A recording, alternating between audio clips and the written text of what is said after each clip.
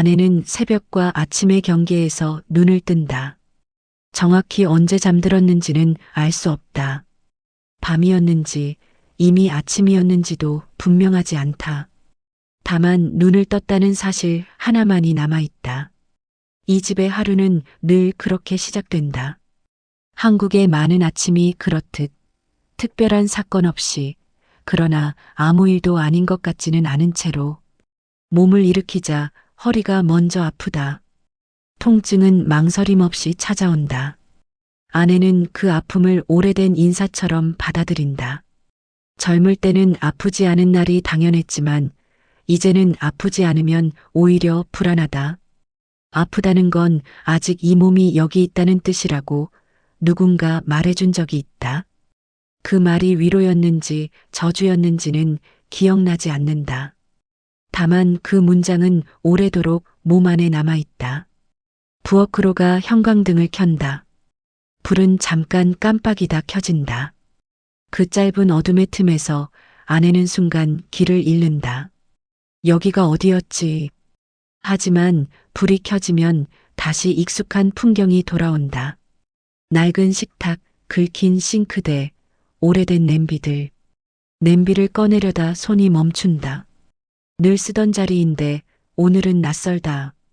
서랍을 열고 닫으며 한참을 서 있다가 미역을 발견한다. 이유는 모르지만 국을 끓여야 할 것 같다는 생각이 든다. 미역국은 이 집의 언어였다.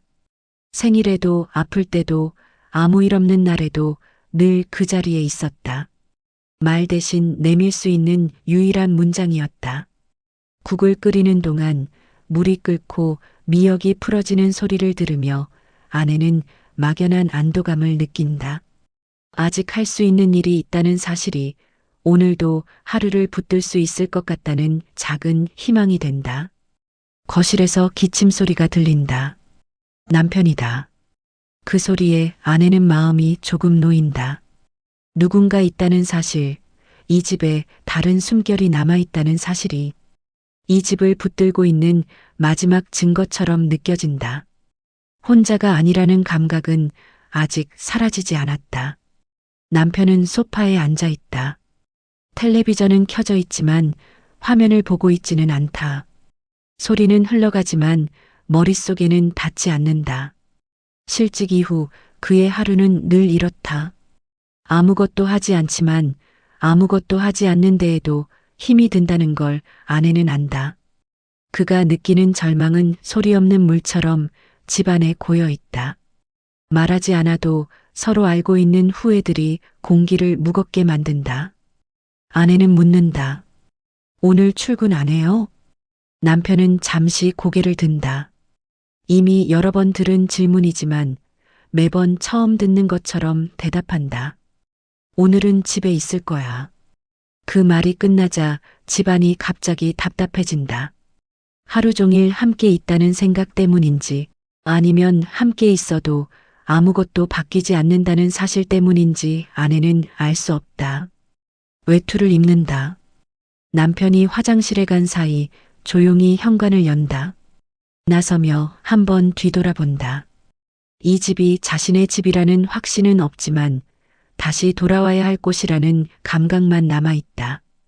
희망보다는 책임에 가까운 감각이다.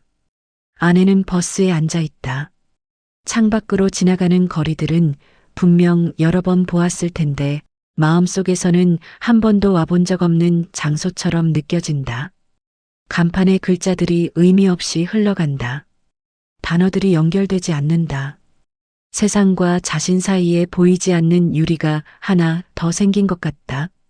버스가 설 때마다 내려야 할 것 같지만 어디서 내려야 하는지는 알 수 없다. 기사에게 말을 걸 생각도 스치지만 입을 여는 순간 모든 것이 무너질 것 같아 고개를 숙인다. 말이 나오지 않는 건 두려움 때문이다. 질문 하나가 세상을 무너뜨릴 수 있을 것 같은 예감 때문이다. 결국 아무 이유 없이 내린다. 발이 땅에 닿는 순간 세상이 갑자기 넓어진다. 집안에서는 느끼지 못했던 바람과 소음이 한꺼번에 밀려온다. 그제야 두려움이 몸을 움켜쥔다. 어디로 가야 하는지 모른다는 사실이 이렇게 무서울 줄은 몰랐다. 벤치에 앉아 손을 내려다본다. 굳은 살과 주름이 선명하다. 이 손이 많은 시간을 살아왔다는 사실만이 유일한 단서다. 기억은 흐릿해져도 몸은 아직 남아있다. 눈물이 흐른다. 이유는 없다. 너무 낯설고 너무 혼자라는 느낌 때문이다. 절망은 이렇게 조용히 찾아온다. 그 시간 남편은 같은 길을 몇 번이나 오간다. 시장, 약국, 교회. 이름을 부르지 않는다. 대답이 없을까봐 두렵기 때문이다. 후회가 발걸음마다 붙어 다닌다. 더 일찍 알아차렸더라면, 더 자주 말을 걸었더라면. 하지만 후회는 언제나 늦게 도착한다. 해가 기울 무렵 경찰서에서 전화가 온다. 남편은 전화를 붙잡은 채 한참을 움직이지 못한다. 살아있다는 사실 하나로 다리가 풀린다. 절망 속에서도 안도의 눈물이 나온다. 아직 끝이 아니라는 감각, 아주 작은 희망이 다시 숨을 쉰다. 병원 대기실은 늘 같은 냄새가 난다. 소독약과 오래된 바닥 냄새. 남편은 그 냄새를 맡을 때마다 숨을 고른다. 이 냄새가 익숙해졌다는 사실이 가장 두렵다. 아내는 플라스틱 의자에 앉아 가방을 무릎 위에 올려두고 있다. 가방 안은 비어 있다. 없어도 되는 것들이 점점 많아지고 있다. 아내는 묻는다. 여기가 어디예요? 남편은 병원이라고 말한다. 잠시 후 아내는 다시 묻는다. 병원이 뭐 하는 데예요? 남편은 설명하지 않는다. 길어진 말은 결국 사라진다는 걸 안다. 대신 옆에 앉아 있다. 신뢰는 설명이 아니라 반복되는 자리에 남는 것임을 그는 처음으로 배운다. 의사는 차트를 보며 조심스럽게 말한다. 남편은 고개를 끄덕인다. 귀에 남는 건 오직 앞으로라는 단어뿐이다. 앞으로? 그 말에는 희망도 절망도 함께 들어있다. 그날 밤 남편은 현관 앞에 서서 문을 몇 번이고 확인한다. 손잡이를 돌릴 때마다 작은 소리가 난다. 그 소리에 가슴이 내려앉는다. 이 문이 이 집의 마지막 경계다. 이 안에 있으면 아직 가족이고 밖으로 나가면 다시 잃을까 두렵다. 딸은 일부러 한 정거장 먼저 내려걷는다. 집에 들어가기 전 마음을 정리할 시간이 필요하다. 웨딩홀 일정 알림을 지운다. 행복해야 할 미래가 죄처럼 느껴지는 순간이 있다. 엄마는 소파에 앉아 있다. 딸이 앉아 엄마의 몸이 잠시 굳는다. 그 짧은 순간에 딸은 숨을 멈춘다. 그러나 엄마는 이내 천천히 팔을 올린다. 그 느린 동작 하나에 딸은 눈물이 난다. 감동은 이렇게 아주 작은 움직임에서 온다. 사위는 늘 한 발짝 뒤에 선다. 먼저 나서지 않는 것이 이 집의 규칙임을 안다. 그 거리에는 존중과 신뢰가 섞여 있다. 식탁에서 엄마는 같은 질문을 반복한다. 딸은 같은 대답을 한다. 그게 이 집의 리듬이다. 지루함 대신 안정이 쌓인다. 그날 밤 남편은 술을 마신다. 사위는 잔을 채운다. 남편은 결국 울음을 터뜨린다. 자신이 모든 걸 잘못했다고 말한다. 사위는 아무 말 없이 고개를 숙인다. 말보다 함께 있는 시간이 위로가 된다. 딸은 달력을 넘기며 날짜를 적지 못한다. 엄마가 기억하지 못할지도 모른다는 생각 때문이다. 그러나 기록하지 않아도 하루는 온다. 어느 날 엄마가 또렷한 얼굴로 말한다. 좋은 일 있지? 딸은 결혼 이야기를 꺼낸다. 엄마는 잠시 침묵하다 말한다. 가야 할 때는 가야지. 나 때문에 묶이지 말아라.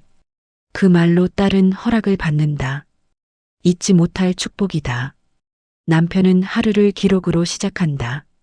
질문의 횟수, 약 시간. 기록하지 않으면 놓칠 것 같아서다. 요양 상담실에서 그는 혼자 하지 않아도 된다는 말을 듣는다. 쉽게 받아들이지 못하지만 조금씩 믿어보기로 한다. 사위는 말한다. 같이 하면 됩니다. 남편은 처음으로 고개를 숙인다. 그 안에는 감사와 신뢰가 함께 있다. 아내가 현관을 바라볼 때 남편은 손을 잡는다. 말없이 길을 만든다. 집안은 조용하다. 꽃과 옷이 놓여 있지만 축제는 없다. 엄마는 드레스를 만지며 묻는다. 누구 옷이야? 딸은 웃으며 말한다. 내 거야. 그 웃음 속에 수많은 감정이 섞여 있다. 결혼식 날 엄마는 딸을 알아보지 못한다. 하지만 음악이 흐르자 눈물이 난다. 감정은 기억보다 오래 남는다. 남편은 딸의 손을 잡고 걷는다. 사위는 깊이 고개를 숙인다. 식이 끝난 뒤 엄마는 말한다. 집에 가자. 기억은 사라져도 가족은 남는다. 희망과 절망, 후회와 감동, 그리고 신뢰가 겹쳐진 채 이 집은 그렇게 오늘을 산다.